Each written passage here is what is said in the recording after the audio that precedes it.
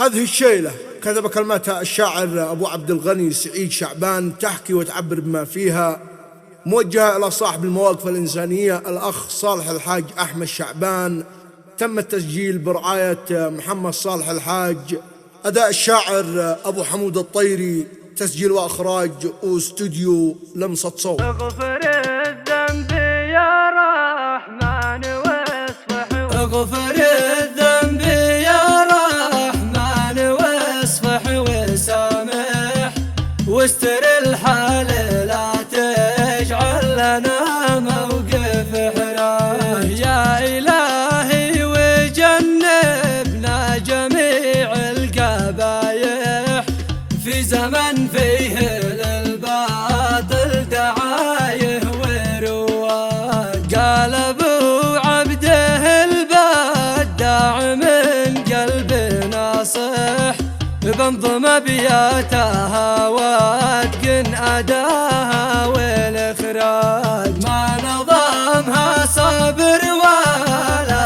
كتبها المقالح، لا ولا القرد عيدي ما مدح غير ابو تاج. واكثر المدح في ذي يستحق المدايح، ذي مثيل الجمال السودية هيجي لها. شامخ الراس ذي له قرن عاصر وناطح، في الكرم بحر ما يزلج وعاتي بالامواج. صالح الحج ذي من صاحبه كان رابح، ذي له الحق والناموس والصدق منهاج. كم قدر وتما وريده ضما كل نافح، ذي عليها جموع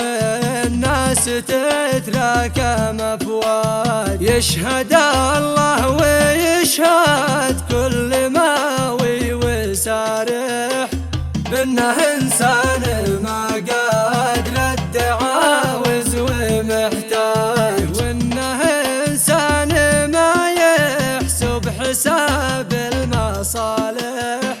موقفه دايما بالحق راعد وزعاج، مثل ابوه يكرم الضيفان باحلى الذبايح، والفراشات يفرشها لهم دج وديباج. هكذا قلتها من صدق يا عم صالح، عاشت الشعبانة وانته على راسها التاج. مثل ضركام ذي سايله يشل المناسح، هامتك عاليه عند السما ذات الابراج. وانت خلفت ذي مثلك لهم شم فايح، بالصفات ذي ورثتوها وراثه من الحاج. الرجاجيل